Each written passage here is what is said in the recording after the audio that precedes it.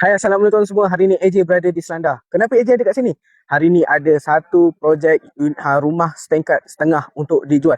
Okey, rumah ni 4 bilik 2 bilik air, 20 kali 65. Lepas tu, akses yang berdekatan adalah tu, klinik kesihatan. Yang kedua, sekolah menengah kebangsaan. Yang ketiga, Petropam, Petronas, dan keempat adalah balai polis. Memang banyak akses ada kat sini. Okey, rumah dia ada kat belakang AJ.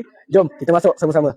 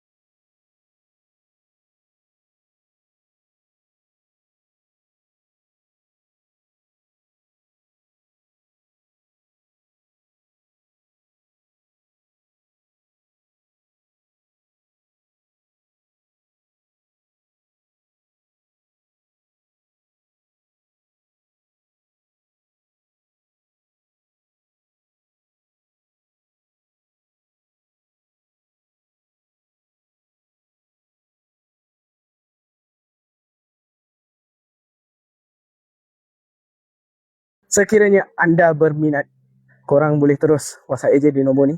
Jangan kalau tak. Okey, rumah memang lawa.